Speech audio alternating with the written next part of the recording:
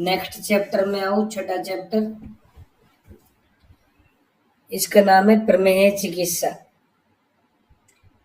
प्रमेय के अंदर विमर्श में थर्ड लाइन में देखना, सामान्यम लक्षणम तेषां प्रभूत आविल मूत्रता। ये प्रमेय का सामान्य लक्षण होता है ज्यादा मात्रा में आविल मूत्र का त्याग। थर्ड नंबर में निर्मोह माना अनुशयो निराश है, तो मोह अभिमान और अनुशय से शून्य, ऐसा प्रेजेंटेशन होता है आत्रेय पुनर्वसु जी का जब वो अग्निवेश को इसका उपदेश दे रहे होते हैं। निराश भी थे वो, आशा से शून्य भी थे।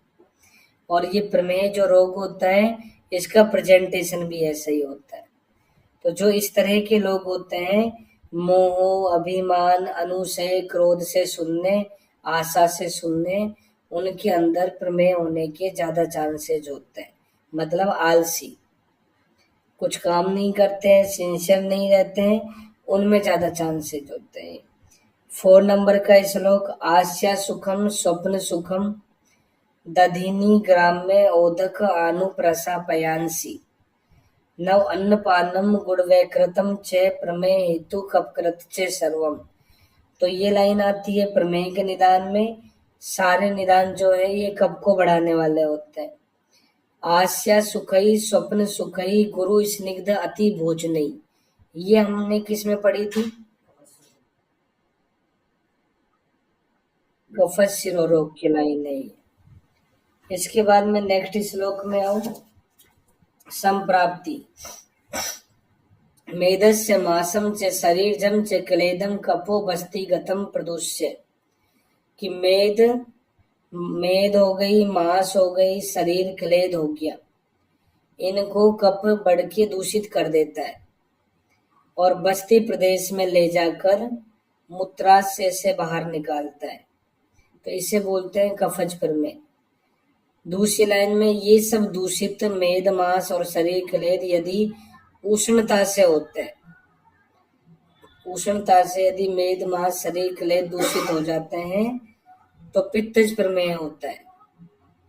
6 नंबर में क्षीणेषु दोषेषु अवक्रस्य, यदि दोष क्षीण हो जाए, कफ और पित्त दोष जब वात की अपेक्षा क्षीण हो जाए तो बढ़ा हुआ वात दोष दुष्यों को ले जाकर वातज प्रमेय उत्पन्न करता है। वातज में दुष्य क्या है? वसा मज्जा उजलसी का हमने 4 तरह का पढ़ा है, वातज प्रमेय है निदान स्थान में। तो यहाँ पे भी ब्रैकेट में वही दुष्य लिखे हैं, वसा मज्जा ओजलसी का, इनको ले जाकर वातज प्रमेय उत्पन्न करता है। 7 नंबर में साध्य साध्यता में साध्य कपोता 10 है, 10 कपज प्रमेय साध्य होता है। पित्तजा षड्याप्य, 6 पित्तज प्रमेय याप्य होते हैं। न साध्य पौना चतुष्क, वातज 4 प्रमेय है, साध्य नहीं होते हैं। इनमें जो मधुमेह होते हैं वो सूत्र 17 में करस साध्य भी होता है, असाध्य भी होता है, करस साध्य भी होता है। मधुमेह चरक ने 2 जगह अलग अलग तरह से बताया। इनके निदान, इनके कारण हैं, जैसे साध्य होते हैं समक्रियत्वात् से, याप्य होते हैं पित्तज विषमक्रियत्वात् से, और वातज प्रमेय जो होते हैं ये महात्यकत्वात् से, मतलब शीघ्रता से धातुओं का क्षय हो जाए तो वातज प्रमेय जो होते हैं ये असाध्य होता है। इसमें दोष दुष्य के समान होता है फिर भी साध्य होता है। इसके लिए हमने विमर्श में दूसरे पैराग्राफ की लास्ट लाइन बहुत बार पढ़ रखी है, ज्वरे तुल्यर्तु दोषत्वम प्रमेय तुल्य दुष्यता। सब समान होते हैं इसलिए दोष दुष्य तुल्य होते हैं, इसलिए ये सुख साध्य होता है, अपवाद है। 8 नंबर में प्रमेय में 10 दुष्य होते हैं 3 दोषों को छोड़कर। कब पित्तवात 3 दोष है, 10 दुष्य हमने निदान में भी पढ़े थे, बस एक थोड़ा नाम चेंज किया है, यहाँ अंबु लिख दिया, वहां हमने शारीरज क्लेद पढ़ा था, बस यही अंतर है, बाकी तो सेम वही नाम है। फिर लिखा है 10 दुष्य हो गए, दो सदस्यों के मिलने से विंशति एवं मेहा 20 प्रमेय होता है। 9 नंबर के श्लोक में जलोपमम उदक में जो होता है जल के समान मूत्र त्याग करता है। इक्षु रसोपमम इक्षु वालिका में इक्षु में घनम सांद्र में करना है, कोमा घनम च ऊपरी विप्रसन्नम ये सांद्र प्रसाद में करना है। सेकंड लाइन में बालुका ये सिकता में बालुका मतलब जो बजरी जैसे कण बाहर आते हैं सिकता में। नेक्स्ट 11 नंबर में मज्जा ओज वसा और रसिका ये 4 दूध से बाहर आते हैं, तो 4 तरीके प्रमेय करते हैं, मज्जा में, ओजो में, वसा में और लसिका में। यहाँ सततम विबद्धम जो लक्षण लिखा है ये लसिका में का होता है। पढ़ा था हमने हाथी के समान लगातार रुक रुक के मूत्र त्याग करता है, इसको लसिका में को हस्ती में भी बोल देते हैं। दूसरी लाइन में धातुषु अपकर्षितेषु धातुएं क्षीण हो जाती है, अपकर्षित हो जाती है वातज प्रमेय के अंदर। विमर्श में छठी लाइन में निदान स्थान में ओजो में को मधु में और लसिका में को हस्ती में बताया है। सुश्रुत ने मज्जा में के स्थान पर सर्पी में और मधु में के स्थान पर छोद्र में बताया है। इसी पैराग्राफ की सेकंड लास्ट लाइन में चक्रपाणी ने भी मधुमेह को ओजो में कहा है और मधुमेह प्रमेय की अंतिम अवस्था होती है। सारे प्रमेय लास्ट में अगर ठीक नहीं करते हैं तो मधुमेह में चेंज हो जाते हैं। 13 नंबर की श्लोक में हम प्रमेय के पूर्व रूप निदान में भी पढ़े हैं अच्छे से, यहाँ पे भी वैसे ही मिलते जुलते हैं। फर्स्ट लाइन में श्वेत अंग गंध मेद दुष्य होता है तो श्वेत की प्रवृत्ति होती है, फिर अंगों से गंध आएगी, शिथिल हो जाएंगे अंग। सेकेंड लाइन में घन भी हो जाते हैं अंग, कप ज्यादा बड़ा रहता है तो घन अंगता शिथिल अंगता दोनों पूर्ण रूप होते हैं इसके। हृदय नेत्र जिह्वा श्रवण यहाँ पे मल जमा हो जाता है। केश नखाती वृद्धि आलसी की तरह रहता है इसलिए केश नाखून बढ़ जाता है।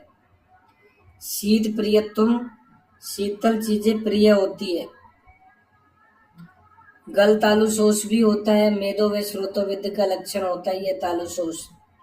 या पिपासा ज्यादा लगती है, इसके अंदर मूत्र से ज्यादा मात्रा में होता है इसलिए पिपासा ज्यादा लगेगी, इस वजह से गल तालुशोष हो जाता है। मुख माधुर्यता रहती है, कर पाद दाहा हाथ पैरों के तलों में जलन होने लगती है। अभिधावंती पिपलिकाश्य चींटियां इसके मूत्र की तरफ भागती रहती है। तो ये सारे प्रमेय के पूर्व रूप है। इसके बाद में चिकित्सा पढ़ो 15 नंबर का श्लोक। यहाँ पे 2 तरह के प्रमेय बताए, एक स्थूल प्रमेयी और दूसरा क्रस प्रमेयी। स्थूल प्रमेयी बलवान ई है एक कोमा लगा दो। स्थूल प्रमेयी बलवान होता है, क्रस तदते एक परिदुर्बल से क्रस प्रमेयी दुर्बल होता है। सेकंड लाइन में संभ्रंगणम तत्र कृशस्य कार्यम कोमा लगा दो। क्रस प्रमेयी में भ्रंगन चिकित्सा करते हैं। संशोधनम दोष बलाधिकस्य और स्थूल प्रमेयी में संशोधन चिकित्सा करते हैं, बल अच्छा होता है इसलिए। बस संशोधन करने के बाद में क्या ध्यान में रखना है, 16 नंबर के श्लोक में आओ दूसरी लाइन में ऊर्ध्वम तथा अधस्य मले अपनीते। जब ऊर्ध्व अधय मार्ग से मल की प्रवृत्ति हो जाए तो मेहेसु संतर्पणम एवं कार्यम प्रमेय के अंदर संतर्पण चिकित्सा करनी चाहिए। प्रमेय में संतर्पण चिकित्सा करनी चाहिए।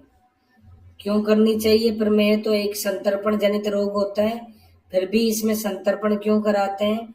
विमर्श में देखो सेकंड लास्ट लाइन, बलवान प्रमेही में वमन विरेचन करने के बाद में संतर्पण चिकित्सा इसलिए की जाती है कि वायु की वृद्धि नहीं हो। वायु की वृद्धि हो जाती है, उसको बैलेंस करने के लिए संतर्पण चिकित्सा करते हैं। 17 नंबर का श्लोक, अगर संतर्पण नहीं दे तो क्या हो जाता है? वात बढ़ जाएगी, तो वात के उपद्रव हो जाएंगे, गुल्म, क्षय, बस्ती, मेहन, शूल और मूत्र ग्रह, ऐसे लक्षण हो जाएंगे। इसलिए दूसरी लाइन में परितर्पणानि कार्याणि, परितर्पण या संतर्पण एक ही बात है, इसका प्रयोग करना चाहिए। 18 नंबर का श्लोक, संशोधनम न अर्हति यह प्रमेही तस्य क्रिया संशमनि प्रयोज्य। जो प्रमेह का रोगी संशोधन के योग्य नहीं होता है, उसमें संशमन चिकित्सा करते हैं। दूसरी लाइन में संशोधन के योग्य नहीं है मतलब ग्रस प्रमेही, उसमें संशमन चिकित्सा करेंगे। किससे करेंगे? दूसरी लाइन में मंथा कषाया या चूर्ण लेहा प्रमेह शांति लघुवस्य भक्ष्या, इन सबके द्वारा हम चिकित्सा करेंगे, संशमन चिकित्सा। 20 नंबर में सेकंड लाइन में दंती तेल, इंगूदी तेल, अतसी तेल और सरसप तेल, ये उष्ण विदाही तेल होते हैं, इनका प्रयोग करते हैं। दंती ई पे खत्म हुआ, ई से इंगूदी, अतसी से पे खत्म हुआ, से सरसप। नेक्स्ट लाइन में यव प्रधानस्तु भवेत प्रमेही, प्रमेह में यव प्रधान आहार देते हैं। नेक्स्ट लाइन में कप प्रमेही मधु संप्रयुक्ता, और कफज प्रमेही के अंदर ये सारी चिकित्सा करते हैं, मधु मिला के यव का प्रयोग करते हैं। मधु कफ को ठीक करने वाला होता है, शांत करने वाला होता है। 22 में निशी स्थिता नाम त्रिफला कषाय, यव को कूट पीट कर रात्रि पर्यंत त्रिफला क्वाथ में भावित कर देंगे उसको।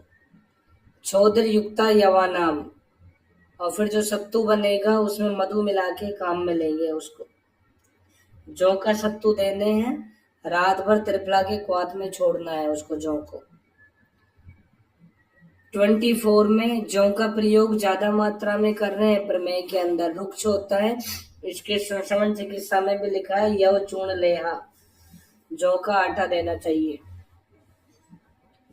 खर, अश्व, गो, हंस, प्रसद, वृतानाम तथा यवानाम विविधास्य भक्ष्या, ये जितने सारे जीव लिखे हैं इनको यव खिलाएंगे, और उसके बाद में जब उनके मल से यव बाहर आ जाता है तो उसको अच्छे से साफ करके उसका आटा बना के रोगी को खिलाएंगे। बस बताना मत उसको, नहीं तो नहीं खाएगा। तो विमर्श में तीसरी लाइन में क्या लिखा है? विट से निकला हुआ यव विशेष रूप से कफनाशक हो जाता है। 26 नंबर में सेकंड लाइन में छोद्रेण युक्ताम अथवा हरिद्राम पिबेद रसेन आम्लकी फलानाम, हरिद्रा आम्लकी जो होते हैं इनका प्रयोग मधु मिला के करना चाहिए। यही लिख लो हरिद्रा कोमा आम्लकी प्रमेह में अग्रह, एरो लगा के प्रमेह में अग्रह।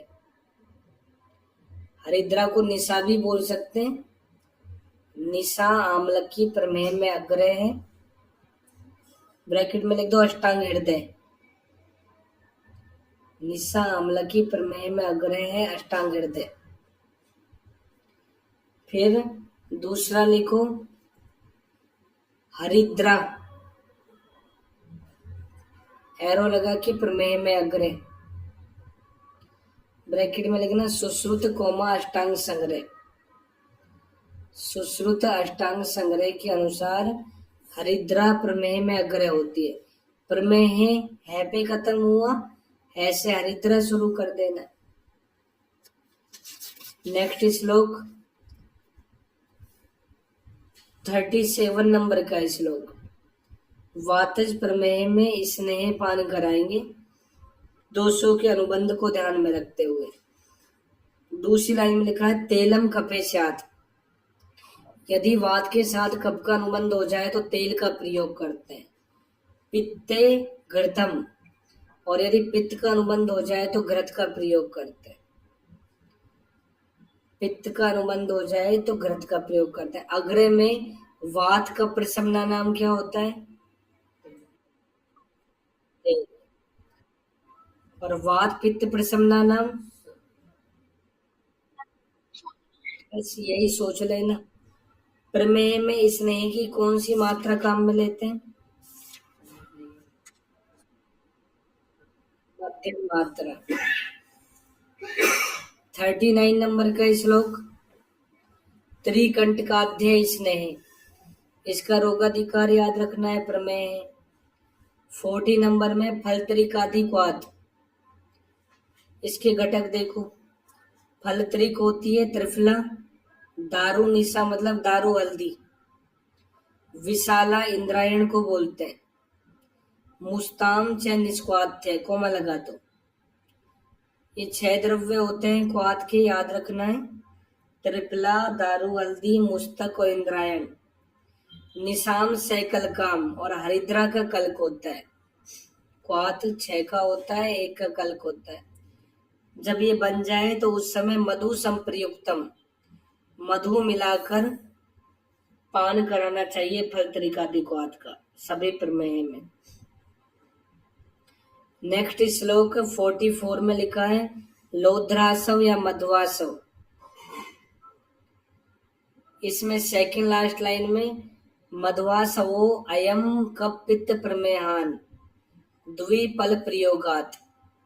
मध्वासव, इस पे कुछ नंबर लिख रहा होगा, इसका मतलब नीचे जाके लोध्रासवी ही होता है। मधु अभी हमने बोला था कि श्लेष्म पित्त प्रशमना नाम होता है, मधु श्लेष्म पित्त प्रशमना नाम होता है, तो इस मध्वासव का प्रयोग कप पित्त में ही करेंगे, 2 पल मात्रा में प्रयोग करते हैं इसका। नेक्स्ट 45 में आओ। दंती हरित की हमने गुल में पढ़ी थी, कफज गुल में, और दंत्यासव प्रमेय में। एव अष्टपलम च दंतिया, कोमा लगा दो। इसमें दंती मूल 8 पल मात्रा में लेनी है, कोमा भल्लात का नाम च चतुष्पलम, और भल्लातक 4 पल मात्रा में लेना है। नेक्स्ट 46 में आओ। तो दंत्यासव भल्लात का सव दोनों का रोगाधिकार प्रमेय ही करना है। 46 में ये अनुपान दे सकते हैं, सारोदक, सार मतलब विजय सार, कुशोदक, मधुदक, त्रिफला रस, सीधु निगद मध्य, माध्विक मध्य, सबका प्रयोग कर सकते हैं। सीधु निगद माध्विक, इनका प्रयोग हमने कौन सी ऋतु में पढ़ा था? बसंत ऋतु में कौन से दोष की अधिकता रहती है? प्रमेय में कौन से दोष की अधिकता है? इसलिए यहाँ पे बसंत ऋतुचर्या फॉलो कर रहे हैं। 48 नंबर में आओ। भ्रष्टान यवान, यव का प्रयोग करेंगे भून के, इससे दूसरी लाइन में स्वित्र, कुष्ठ, कफज, मूत्र, क्रच्छ सब ठीक हो जाते हैं। नेक्स्ट 51, अगर प्रमेय में हम अवतर्पण करा दे, बताया था अभी तुम्हें, गुल्म 6 बस्ती में अंशूल हो जाता है, लेकिन लाभ किस प्रमेय में मिलेगा? तो लिखा है कप पित्तज प्रमेय में। वातज प्रमेय में तो दोष और ज्यादा बढ़ जाते हैं, लेकिन कफ पित्तज प्रमेय जो होता है वो अवतर्पण से ठीक हो जाता है। 52 में आओ। वायु ही मेहेशु अतिकर्षिता नाम कुपियति असाध्यान प्रति नास्ति चिंता। तो वातज प्रमेय जो होता है उसकी चिकित्सा का विचार नहीं करते, प्रति नास्ति चिंता वर्ड आ जाए वातज प्रमेय में करते।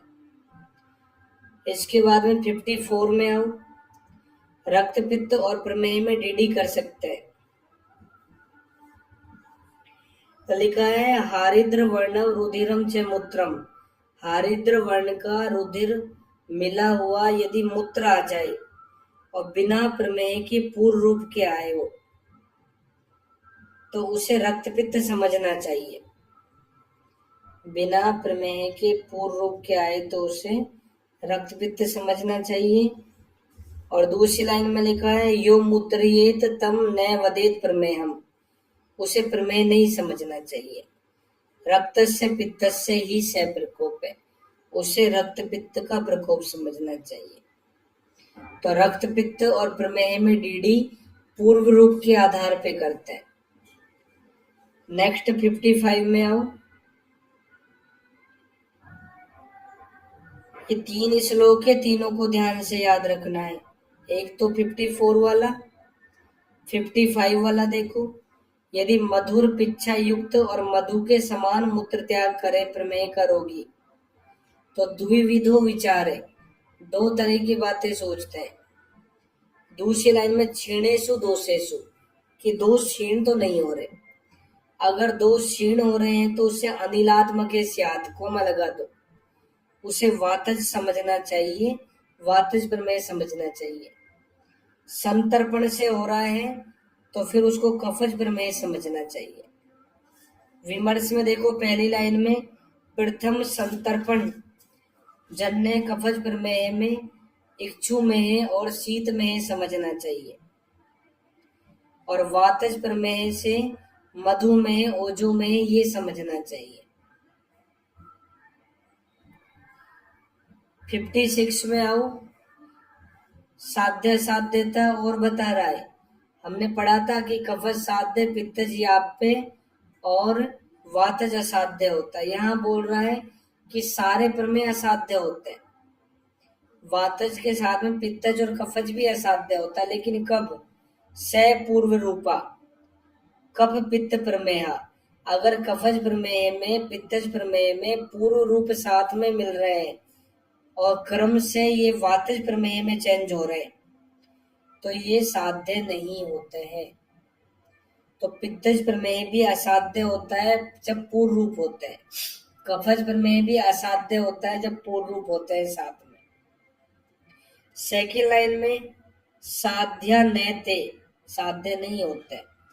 पित्तज प्रमेय याप्य होता है, हमने पढ़ा है पहले ही, लेकिन पित्तज प्रमेय साध्य भी होता है। कब? मेदो यदि न प्रदुष्टम, जब मेद धातु ज्यादा दूषित नहीं होती है। जब मेद धातु ज्यादा दूषित नहीं होती है उस समय पित्तज प्रमेय है असाध्य होता है, साध्य होता है। तो पित्तज प्रमेय जो होता है चरक के अनुसार साध्य भी है, असाध्य भी है और याप्य भी है। साध्य कब है? जब मेद दूषित नहीं होती। याप्य कब है? विषम क्रियत्वात् से। और असाध्य कब है? प्रमेय के पूर्व रूप साथ में होने से। तो यहाँ पे ऐसे पूछ ले कथन आ जाए कि चरक के अनुसार सारे प्रमेय असाध्य होते हैं। स्टेटमेंट लिखा आ गया कि चरक के अनुसार वातज प्रमेय, पित्तज प्रमेय और कफज प्रमेय तीनों असाध्य होते हैं, और कारण लिख दिया पूर्व रूप के साथ में क्रम से उत्पन्न होने पर। तो उस समय ना तुम कथन कोई गलत मत कर देना, है ना, कि सोचो कि हमने तो यही पढ़ा है बस वातज ही असाध्य होता है, पित्तज कफज कहाँ से असाध्य होंगे, और कर दोगे कथन गलत है और फिर कारण पे तो पहुंचोगे ही नहीं। इसका सही आंसर रहेगा कथन भी सही है, कारण भी सही है और इसकी पुष्टि भी करता है। ध्यान से सोचना इस लाइन को। 57 नंबर में, जाते प्रमेयी मधुमेहिनो वाने साध्य उक्त है सही बीज दोषात। मधुमेह का जो रोगी होता है या सहज प्रमेही जो होते हैं ये साध्य नहीं होते हैं, क्योंकि बीज दोष से होते हैं, कुलज विकार होते हैं। 58 नंबर में आओ। प्रमेय की जो पीड़िकाएं होती है वो 7 होती है। प्रमेयणाम या पीड़िका शब्द 8 कौन बोलता है? 9 कौन बोलता है? सुश्रुत वाग्भट किन्नी बोलते हैं?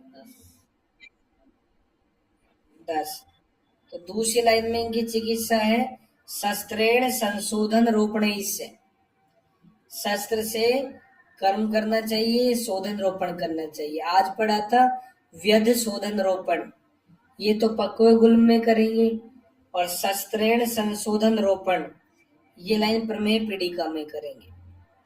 नेक्स्ट श्लोक में फर्स्ट लाइन में ही द्विविधे त्रिविधम विसर्जितम अति क्षपण दोष है। कि 2 प्रकार का प्रमेय है और इनकी त्रिविध पे कुछ नंबर लिखा होगा, जिसका मतलब नीचे जाके द्विविधि किया है कि कृश स्थूल 2 तरह के प्रमेय होते हैं, कि 2 तरह से ही चिकित्सा होती है। विसर्जितम अति छप्पन दोष है, तो बस ये ध्यान में रखना चाहिए कि ज्यादा मात्रा में इनका छप्पन भी नहीं करना चाहिए, जिससे वात पड़ जाए। इसके बाद में 7वां चैप्टर कल पढ़ेंगे। जाओ।